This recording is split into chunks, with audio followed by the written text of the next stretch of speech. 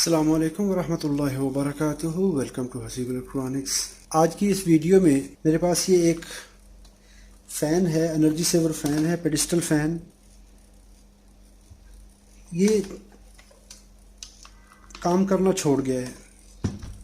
इसको हम कैसे चेक करेंगे? मल्टीमीटर पकड़िए। सबसे पहले इसको मल्टीमीटर से टेस्ट करते हैं। इसको सीरीज़ लैंप से भी चेक कर सकते हैं, लेकिन मल्टीमीटर से टेस्ट करना इसको ज़्यादा आसान है। इसको रखिए ओहम पर। इसकी पहले तो दोनों लीड टेस्ट कर लें। ये देखें, ये वायर केबल है, थोड़ी सी लंबी है। यहाँ से टेस्ट करने के लिए इसकी दोनों लीड्स के ऊपर ये लगा दें मल्टीमीटर की केबल। ये ओपन शो कर रहा है। इसको एक तो इस पर ये टाइमर लगा हुआ है, टाइमर स्विच। इसके बाद इसकी स्पीड स्विच को ऑन करिए। मल्टीमीटर ओपन शो कर रहा है 4 मेगा 45 मेगा। इसका मतलब है ये ओपन शो कर रहा है। दोनों टर्मिनल के ऊपर आप ये लगाएं। अभी सबसे पहला फंक्शन हमारा क्या है कि हम इसकी केबल टेस्ट करेंगे। पहले केबल चेक करेंगे। केबल चेक करने के लिए इसके ये स्क्रू खोलिए। ये इसके जो माउंट के स्क्रू हैं वो खोल देंगे। इसके बाद हम इसको स्टेप बाय स्टेप चलाएंगे।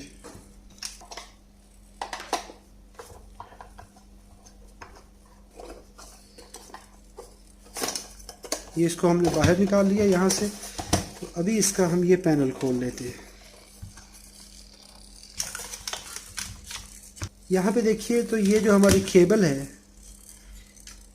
ये इस जगह पर आ रही है। जो हमारी मेन केबल इंटर हो रही है वो इस जगह पर इंटर हो रही है। अभी इसकी ये वाली वायर डायरेक्ट आ रही है और ऐसे जा रही है हमारे इस स्विच पर। जब ये टाइमर स्विच क्लोज होगा उस वक्त ये वायर हमारी यहाँ पर पहुँचेगी। तो हम क्या करते हैं कि जो हमारा ये वाला स्विच है, इस पर इसकी कंटिन्यूटी चेक कर लेते हैं। अगर यहाँ पर कंटिन्यूटी आ रही है, कंटिन्यूटी पर रखिए। इसका मतलब है ये स्विच ठीक है, स्विच फंक्शनल है। इसको मैं ऑफ करके ऑन पोजीशन पे कर देता हूँ। फिर देखते हैं, ये स्विच हमारा फंक्शनल है। दूसरे एंड पे रखते हुए इसकी ब्लू वाली वायर पे यहाँ पर लगाते हैं और हमारी इनपुट केबल जो है वो वेरीफाई हो गई। जब इनपुट केबल वेरीफाई हो गई तो सबसे पहले हम क्या करेंगे, ये स्पीड स्विच जो है इसको हम टेस्ट कर लेते हैं। इसको टेस्ट करने के लिए मल्टीमीटर को कंटिन्यूटी पे रखते हुए एक सबसे आउटर वाली जो मेन लाइन आ रही है उस पे लगा दें और सबसे पहले स्विच पे लगाएं। स्विच ऑन होना चाहिए। इसके बाद 1 नंबर और 3 नंबर पे लगा दें। स्विच फंक्शन कर रहा है। इससे नेक्स्ट स्विच को चेक कर लें। इसका मतलब ये हुआ कि यहाँ तक हमारा मसला नहीं है, मसला हमारे इस मोटर में है। यानी केबल हमारी टेस्ट हो गई, केबल चेक हो गई, टाइमर स्विच चेक हो गया, स्पीड स्विच चेक हो गए। ये सारा फंक्शन ठीक है इसका।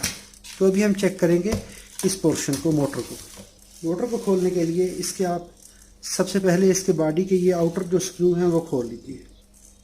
यहाँ पर इसके 3 स्क्रू हैं इसके आउटर कवर के, उनको खोल लीजिए।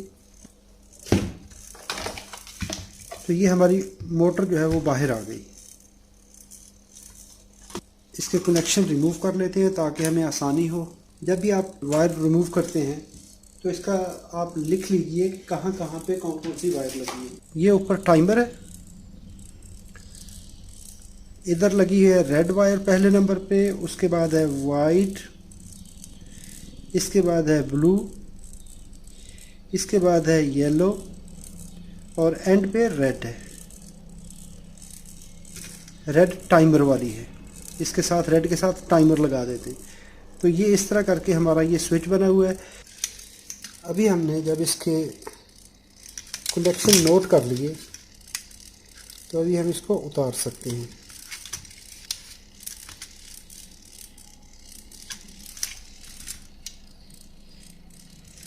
और अगर आप देखें तो एक फॉल्ट इसमें जो नज़र आ रहा है, तो अगर ये देखिए तो जो इसकी ये वायर लगी हुई है, जब शुरू में किसी ने वायर इसके कनेक्शन किए हैं तो ये स्पीड नंबर 1 पे लगी हुई है।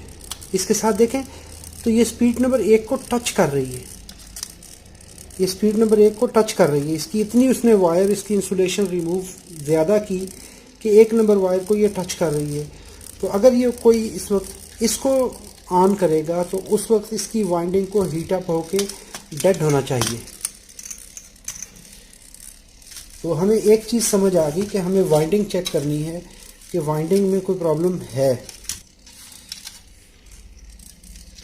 अब ये देखिए ये सारी स्पीड स्विच पे चली गई ये वायर 4 की 4, और ये वायर हमने यहाँ से रिमूव कर लेनी है।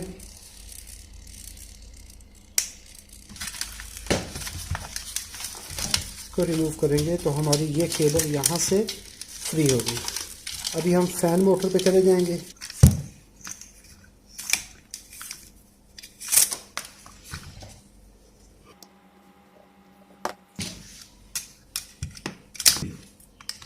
अभी यहाँ पर कैपेसिटर को सेपरेट कर लेते हैं। जब आप स्क्रू खोलते हैं, जहाँ जहाँ से खोलते हैं तो आपको याद रहना चाहिए कि इस जगह से मैंने स्क्रू खोला है।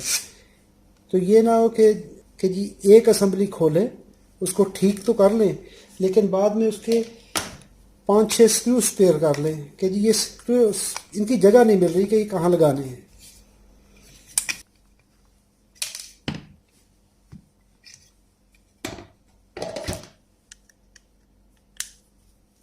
और जिस तरह का स्क्रू जहाँ से निकालते हैं वैसा ही स्क्रू निकालें।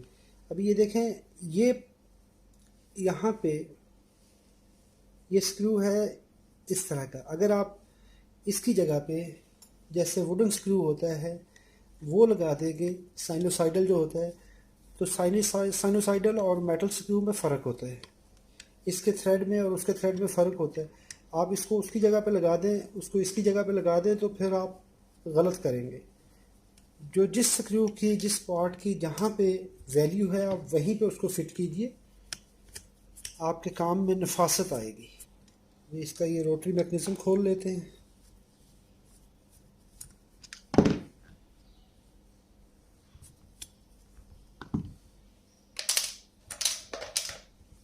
अगर आपको याद रखे में दिक्कत है तो आप एक मार्कर लीजिए, उस जगह पे निशान बना लें ताकि आपको राउटिंग में प्रॉब्लम ना हो, आपकी रूटिंग जो है वो ठीक हो जाए। ये देखिए, तो ये मैं स्क्रू खोल रहा हूँ इस जगह से, तो यहाँ पे ऐसे दायरा लगा दें, क्लैंप की निशानी लगा दें। तो ऐसा करने से आप भूलेंगे नहीं कि जी मैंने क्लैंप कहाँ पे लगाना है। जब नट खोलते हैं तो नट को ऐसे आप संभाल के रख दें ताकि आपको फिर बाद में नट ढूंढने में परेशानी ना हो। ये ना हो कि नट तो खोल लिए, बाद में पता चले जी उसका बोल्ट ही नहीं मिल रहा, या बोल्ट है तो उसका नट ही नहीं मिल रहा। इसमें एक प्रॉब्लम तो हमें पता चला कि इसका जो राउटर है वो जैम था। देखिए तो काफ़ी ये हार्ड है। तो जब ये हार्ड होगा, इसके हार्ड रोटेशन की वजह से इसकी वाइंडिंग में हीट जनरेट होगी, और जब इनकी वाइंडिंग में हीट जनरेट होती है तो इसमें, तो ये देखिए यहाँ पर इसके ये बाल हैं, तो ये बाल इसके ये प्रॉब्लम करते हैं, आके हमारे राउटर के बुश को और जैम कर देते हैं। तो यहाँ पे देखेंगे तो ये देखिए इसकी वाइंडिंग हीट अप हुई है। इस पॉइंट से अगर देखें तो वाइंडिंग इसकी हीट अप हुई है, ये वाला पॉइंट वाइंडिंग इसकी हीट अप होके तो काफ़ी इसकी कंडीशन जो है वो ख़राब है। लेकिन अभी इसको देखते हैं तो यहाँ पे देखें तो ये एरिया भी इसका हीट अप है, ये आप देख सकते हैं, ये एरिया इसका हीट अप है। तो इसको भी हम देखते हैं, इसमें फ्यूज़ है एक। यहाँ पे देखें तो ये वाइंडिंग का थर्मल फ्यूज़ यहाँ पे लगा हुआ है वाइंडिंग को बचाने के लिए। In case of over temperature ये फ्यूज़ बर्न आउट हो जाता है।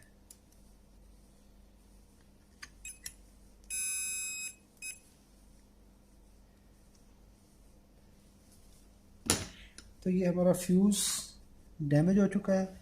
इसको हम क्या करेंगे, इसको कोशिश करते हैं कि थोड़ा सा इसको इस जगह से ओपन कर लेते हैं। ये देखिए फ्यूज़ इस पॉइंट के और इस पॉइंट के दरमियान में ये फ्यूज़ लगा हुआ है। तो ये फ्यूज़ हमारा ओपन हो चुका है इस वक्त। तो टेस्ट करने के लिए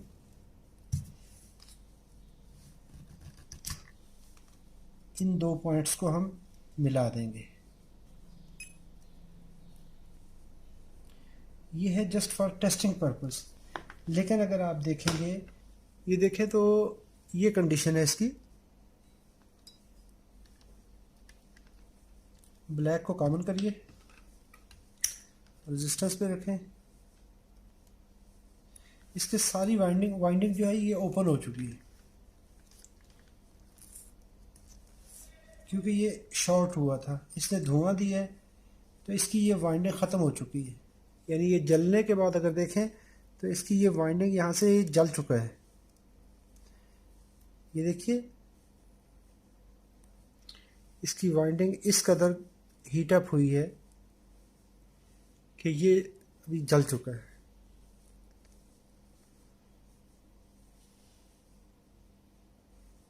अभी ये वाइंडिंग का पूरा सेट इसका स्पार्क हुआ है। और किस वजह से हुआ है, इसकी रीज़न जो मैंने आपको बताई थी कि जो इसकी स्पीड नंबर 1 है वो कनेक्ट थी, लेकिन अगर आपने उसको दूसरी स्पीड पे रखते हुए चलाया है।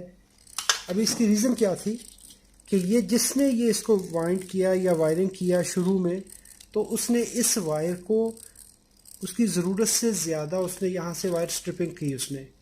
और क्या हुआ कि निचली साइड से ये इसके साथ मिल रही है। अभी ये नया पंखा था, अभी इसके साथ मिला हुआ है, तो इसका मतलब है ये फ़ैन डायरेक्टली लो स्पीड पे चलेगा। लेकिन अगर पैरेलल में ये भी स्पीड ऑन हो गई तो इस फ़ैन की जो मोटर है उस पर डबल वाइंडिंग में करंट आएगा। उस पर दो लाइनों में होता क्या है कि एट ए टाइम एक लाइन में करंट जाना चाहिए। तो जब एक में जा रहा है साथ में दूसरी भी ऑन हो गई तो जो सेट है वो आपस में शॉर्ट हो जाएंगे। तो इसके सेट शॉर्ट होने की ये वजह थी। तो अभी इसका दो ही हल है, या तो इसको रिवाइंड करवा लिया जाए। तो यहाँ जॉर्डन में रिवाइंडिंग तकरीबन बनेगी इसकी 10 दिनार में। आप कह सकते हैं पाकिस्तानी रुपीस की अगर बात करेंगे तो ये 2500 रुपये में तकरीबन बनेगा। तो अगर नया लिया जाएगा तो ये तकरीबन 1000 रुपये में मिल जाएगा। तो अगर इंडिया में बात करेंगे तो ये आप कह सकते हैं कि 500 रुपये में आपको नया मिल जाएगा और 1500 रुपये में इसको वाइंड होगा। तो 1500 की वाइंडिंग से बेहतर है कि इसको आप नया, इसकी मोटर ये पूरा बॉक्स मिल जाता है, आप ये ले जाएं तो ये पूरा 500 रुपये में ये मिल जाएगा। इसको लाएं, ला के फिट कर दें, काम तमाम। अपना बहुत सारा ख्याल रखिएगा, अपनी दुआओं में याद रखिएगा। अल्लाह रब्बुल इज़्ज़त आप सबको अपनी हिफ्ज़-ओ-अमान में रखे। अस्सलामु अलैकुम व रहमतुल्लाहि व बरकातहू।